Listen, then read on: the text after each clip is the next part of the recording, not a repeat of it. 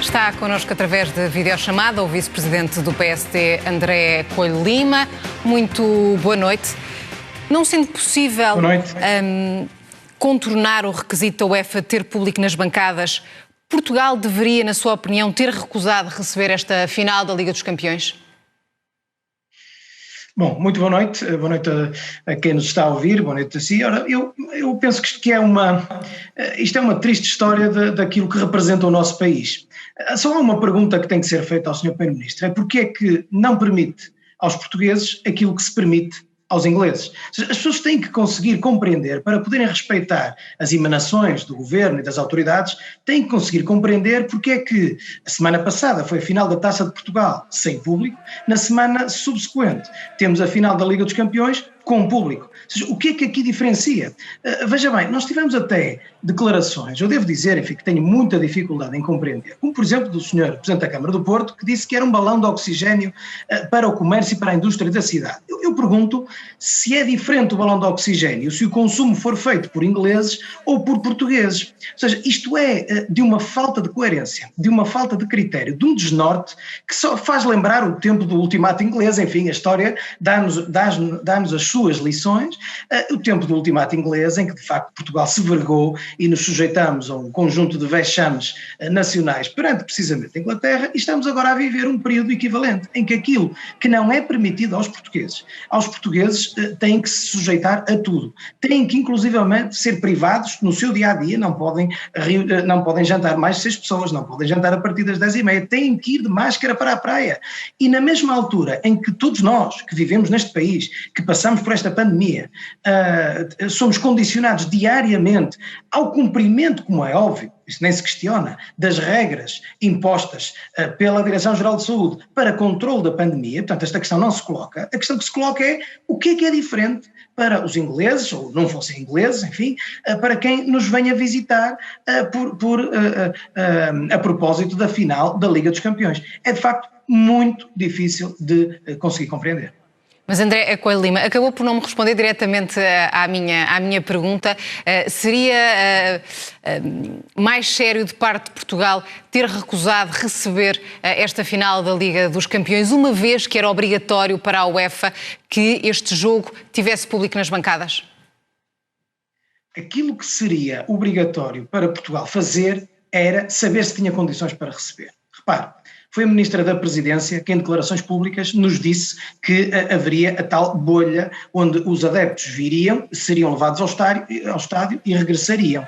Isto não foi cumprido. Foi-nos garantido por uma série de entidades, a começar pelo Sr. Presidente da Câmara do Porto, que há uma semana disse que não sucederia no Porto o que sucedeu em Lisboa, não sei, confesso a que título o fez, mas a verdade é que o fez, e portanto, hoje, entretanto foi aquilo que vimos. O Sr. Ministro da Administração Interna, a única coisa que disse foi que esperava que o jogo corresse bem. Ou seja, repara uma coisa, eu não lhe posso responder diretamente à pergunta, porque a resposta mais direta que lhe posso dar é esta.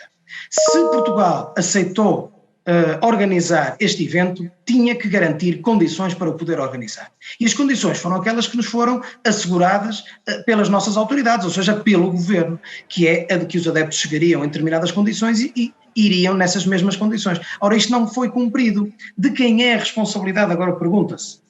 Enfim, tal como aconteceu nos festejos do Sporting, no início houve muitos responsáveis a garantir que nada iria suceder. No final, não há ninguém a querer assumir responsabilidades, a começar pelo Sr. Primeiro-Ministro, repare, que hoje instado a comentar nada teve a dizer e que valha a verdade. Enfim, se é alguém que, perante uma atuação a todos os títulos, enfim, cheia de casos e processos constantes por parte do Ministro da Administração Interna, com sinais evidentes de desorientação. Se entendo que o Sr. Primeiro-Ministro não dever haver responsabilidades políticas, e entendo inclusivamente até brincar com a situação, qualificando de excelente este seu Ministro da Administração Interna, portanto, a responsabilidade política passa a ser totalmente do Primeiro-Ministro, que é quem deve uma palavra ao país, que é porque é que aceitou este evento, não tendo, como se vê, condições para assegurar aquilo que nos foi garantido a todos e, em segundo lugar, se de facto assume a responsabilidade por esta imagem que Portugal deu, mas sobretudo pela esta dualidade de critérios. Mas André Coelho Lima, quando fala em responsabilização por aquilo que aconteceu ao longo destes dias, está a falar em demissões. Hoje já ouvimos vários pedidos de demissão em relação ao Primeiro-Ministro, ao Ministro da Administração Interna, ao Ministro da Educação, ao Secretário de Estado da Juventude e Desporto. Concorda com estes posicionamentos? O governo tem um chefe de governo que é o seu primeiro-ministro, não é? O primeiro-ministro ao PSD, designadamente, aliás já foi dito várias vezes pelo Dr. Rui Rio, não compete pedir demissões. O governo está a cargo do primeiro-ministro, é ele que compete chefiar o governo. E, portanto, a partir dessa altura, a avaliação da prestação dos seus ministros compete ao primeiro-ministro. Portanto, a responsabilidade é, obviamente, de quem chefia o governo, é de quem governa o país e que transmite aos portugueses que têm condições para receber um evento desta natureza, o que manifestamente não tem. Mas pior, volto a dizer, o pior aqui é a dualidade de critérios, porque, repare, aquilo que se assistiu, independentemente agora até, se quiser, das imagens de maior violência como estão a passar agora enquanto estou a falar, independentemente disso, aquilo que é evidente é que os adeptos não foram trazidos na tal bolha que nos foi garantida pela Ministra da Presidência. Isto não aconteceu. E se isto não aconteceu é porque estava previsto acontecer. Estava previsto que os ingleses ou que os adeptos dos clubes finalistas da Liga dos Campeões pudessem usufruir da cidade de Porto. Tanto estava previsto que o próprio Presidente da Câmara de Porto disse que era um balão de oxigênio importante. Portanto, aquilo que é preciso dizer aos portugueses é porque é que se permite a quem nos visita o que não se permite a quem cá vive e cá paga os seus impostos. Isto é que tem que ser dito. Como já aqui foi referido de resto pelo André Coelho Lima, o Presidente da Câmara do Porto disse, entre outras coisas, que o evento trouxe à cidade mais pontos positivos do que negativos. Tendo em conta que o turismo é uma alavanca crucial da economia do país, chegámos àquele ponto em que vamos sacrificar tudo o resto em prol da economia?